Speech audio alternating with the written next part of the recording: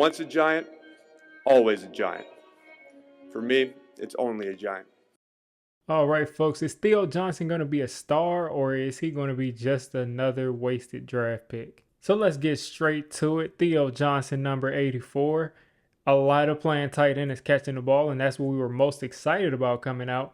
But looking at Theo Johnson on tape, this time in detail on a snap-to-snap basis, he is not a bad blocker, especially for a rookie, especially with the guy that, is looked at as a guy who's athletic, a guy who's gifted.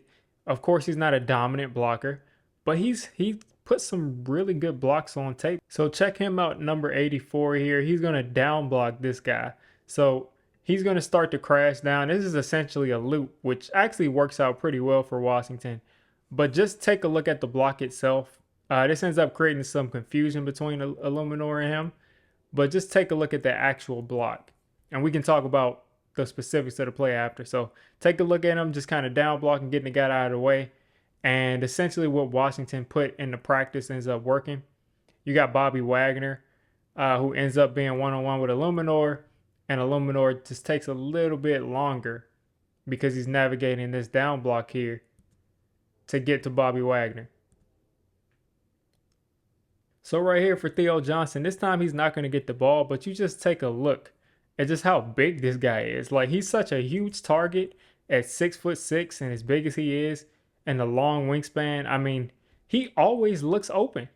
Like, he honestly, and I don't know where this ball ends up going here. This ball could have gone here. This isn't a Daniel Jones video, but he honestly can throw this up here. And there's enough space between him and the linebackers to where if this ball is thrown high, Theo Johnson has a shot at it. Now, ideally, you don't want to be throwing this a lot because if he ends up dropping it, which he had a couple drops, if he ends up dropping it, it could be popped up in the air and he can catch it. But once he starts to prove that his hands are solid and he can be trusted to make catches like this in the middle of the field, the seam is going to be wide open for this guy because he's such a big target that he's always going to be open here. In zone coverage especially, he's always going to be open. All right, so we got 84 again. This is just a nice help block here from Theo Johnson. Just no real explanation needed. He's just going to put a guy in the dirt.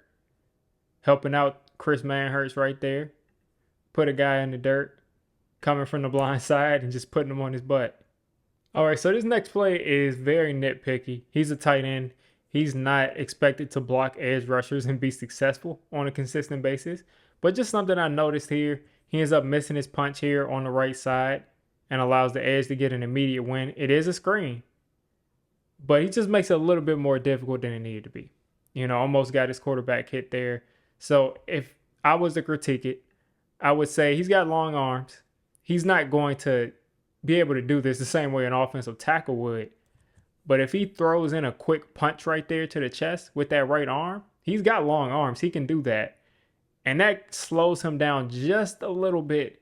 So that way you can, have a fighting chance to try to get both hands on him. Because he essentially just misses this punch. And he's got a guy running free at the quarterback. So right here, I'm pretty sure this is his first target. And you're going to see an out route here. And you just get really good defense on him. I think this is Frankie Louvu. And it's just unfortunate, And this is more of like an outpost because he's headed upfield. But this is just really great defense. The ball, you can say, is a little bit behind. But he ends up not being able to corral that. That wasn't a drop. But if you just take a look, it's just really great coverage and the ball's a little bit behind. All right, so this play, I'm not even sure what route he's running. I don't know if he just stops here because it's a stop route. I don't know if he stops here because it's an option and he's not decided if he wants to go inside or outside yet. I'm not sure what he's running. I'm going to just guess that it's a stop route because he ends up stopping. But this just isn't a good route at all. Not giving your quarterback anywhere to throw the ball. He's kind of pushing off here, and it's a slow turn. And he's not necessarily being held too terribly. I mean, anytime you initiate contact there, what else is a DB supposed to do? So I just want a better route there.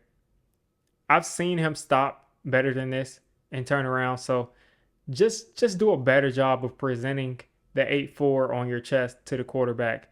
And of course the ball went someplace else, but maybe you can do a better job there because that way your quarterback has an option there.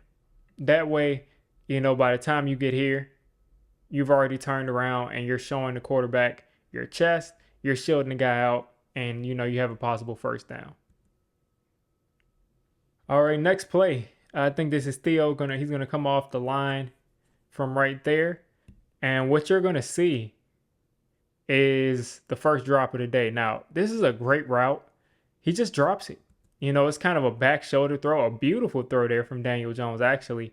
First, I want you to take a look at him getting outside on this linebacker and then establishing that he stacked him. So maybe he was expecting, this ball to be thrown right here, which, in hindsight, probably looks like the better throw. But Daniel Jones, trusting his size, gives him the back shoulder, and he just ends up dropping it. So looking at this on all 22, it's not as bad of a drop because you can say the throw should have probably been downfield instead of a back shoulder. But at the same time, he still got to catch that. Another look from this angle, 84, second from the left. He's going to get upfield in a hurry. Watch how easily he gets outside the DB. So yeah, he's got to catch that, hit both hands. So before this, shout out to Chris Manhurst. He's going to fake block here, get to the back of the end zone, and get the first touchdown this year from a tight end for the Giants. Hard to believe in week 9, the Giants are getting their first touchdown to a tight end. But not only does he get that first touchdown, you got Theo Johnson that's going to motion across the formation. And he got, I think he ran a pretty nice route, and he could have had the first touchdown too. It could have gone to either one. But you're going to see him go in motion here, and he's just going to get held. This is a nice route here. Get him past the guy, and he just gets grabbed. Jersey's grabbed. The waist is getting grabbed. And without this grab, this is a possible touchdown. Luckily, Chris Manhurst came down with it in the back of the end zone. But this is a hold, and this is a good swim to get open by Theo Johnson. Because look at all this space over here. It's man coverage. He probably scores if he doesn't get held and DJ's looking at him. All right, so this drop is much more egregious. You're going to see him basically run a crosser. And this is another well-placed ball from Daniel Jones. And he's going to be open, and he's just going to drop it. And that's just, like I said, egregious. The other one, you can argue that he was expecting a different throw, even though the throw was on target. This time, he just drops it. All right, so this next play is going to basically highlight why we were excited that we drafted Theo Johnson. And you all know what time it is. It's just going to be a seam. Straight down the middle of this cover two, you're going to have your safeties dropping back. I think your linebackers are going to be around this level. And he just threads the needle of that cover two. Daniel Jones does. Theo Johnson is going to get upfield in a hurry. As soon as he clears that linebacker, the ball is placed right there. So if this was the Daniel Jones video, and I'm being a nitpicker, then I want this ball out right here. Like, I want this ball thrown right here to this spot, and Theo catches it in complete stride, and he scores a touchdown. But that's nitpicking, and he does hit him and gives him enough time to catch that and get in the end zone. And look how high the ball is thrown. It just shows how easy of a target he is to get the ball to. So take a look here from this view. 84 getting upfield, motioning back inside, and then easy touchdown after. Way to keep his balance. All right, so it's taking some time. It's taken a while. Theo Johnson has been growing before our very eyes. He had some targets at the beginning of the season that were kind of disappointing because he couldn't come down with it. There were some off-target throws.